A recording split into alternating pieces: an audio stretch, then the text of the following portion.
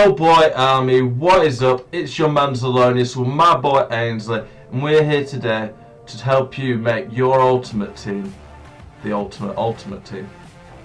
So, today's video, we're talking about formations. How important are formations? How big a difference do they make? Ainsley, do you think they make a big difference? Yeah, boy. Ainsley does. So that means you need to watch this video and you need to find out the best OP formations on FIFA 18. Boys, if you like this video, smash the like button, comment with feedback, subscribe to the channel, it means a lot. Without further ado, here are FIFA 18's best formation. Okay, first, 4-1-2-1-2, brackets 2.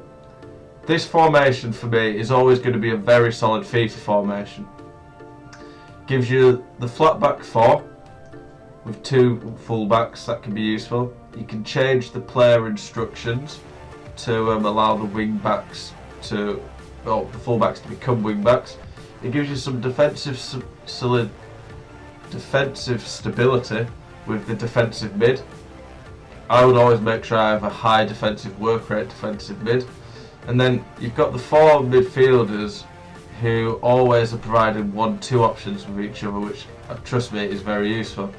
And having 2 strikers up front, on the new FIFA, I think you're going to need at least 1 target man for the heading. Target man with a pacey striker gives you a great option. That's really going to make a big difference on this year's FIFA, boys.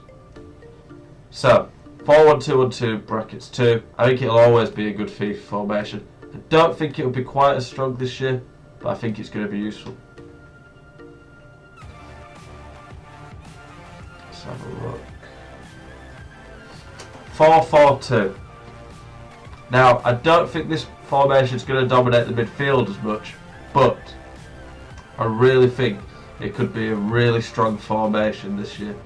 It's not been very good for years, but with 2 strikers, if you're good at crossing and you know how to head the ball, 2 wingers who aren't pushed up too much, they're just job to get the ball into the box, you could have some fun.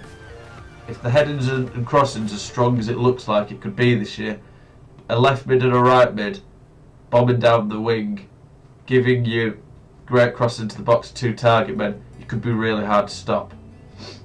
With some of the icons out this year, you might even be able to get pacey strikers who are good at heading as well. This is a pretty solid, stable defensive formation as well.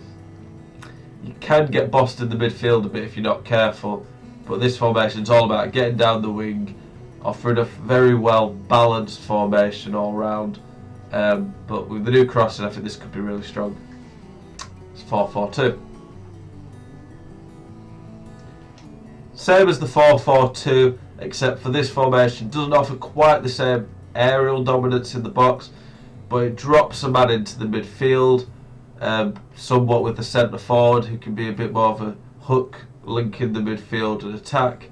You can offer a bit more creativity. It means you don't get dominated quite as much, but it does lose the aerial dominance. But still a good formation. I don't think this formation is going to be as good this year.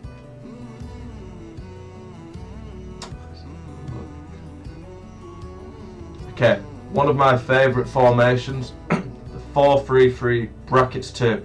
This was probably going to be the formation I start the year with, boys. A striker, a left winger and a right winger. So you've got a great front three. I'd have to say the striker needs to be a target man in this formation, I think. Because with the 2 wingers you're going to be wanting to put in great crosses into the box with a player who's going to be able to head them in. The 3 midfielders offer a really good triangle, so you can dominate the midfield. The defensive mid offers some stability.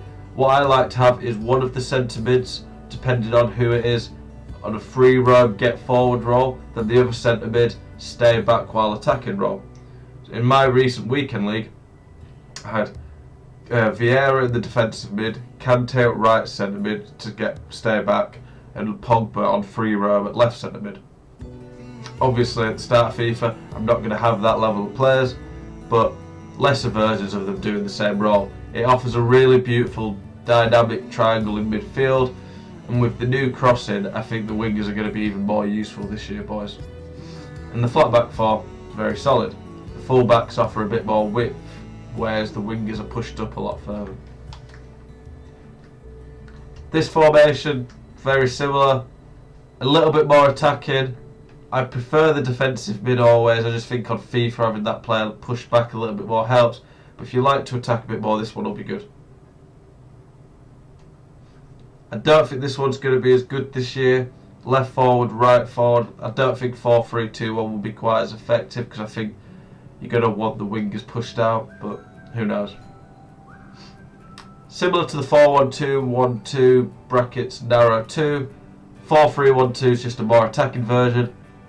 My personal preference is I prefer defensive mids in there, but it's a very good attacking formation. And if maybe in game you need to get a goal and change from the 4-1-2-1-2 narrow, change to this, pushes your team up a bit more. And the three centre mids offer a really nice triangle. I think this could be quite a nice defensive formation. The key in this formation is that you've got a very good striker, because he's going to be up front on himself. At times you need someone you can lump it up to, who can head it on, win the flick-ons, even hold it up. That's going to be key on this year's FIFA, I think. The left and right mid, you probably want to go and get forward, because you can't have them staying back. They need to provide width and get forward, get the crosses in. Cam, he's going to be key as well, because he's going to be the creative player of the team. But the defensive mids offer a lot of stability, which can really help a defence. I think that's going to be so solid defensively. It's almost going to be 6 at the back at times. But you're going to have to make sure your front four are effective. You're going to need some pace in there. It's going to be really important. Okay, the 3 at the back. I'll have a quick look at some of them. 3 at the back, I just think with the defensive AI in FIFA, unless on FIFA 18 they change it drastically, which I can't see because I think it's very hard to code, I can't see how 3 at the back's ever going to be too solid, because I just think you're leaving yourself open to counter attacks. So I don't think 3 at the back's going to work.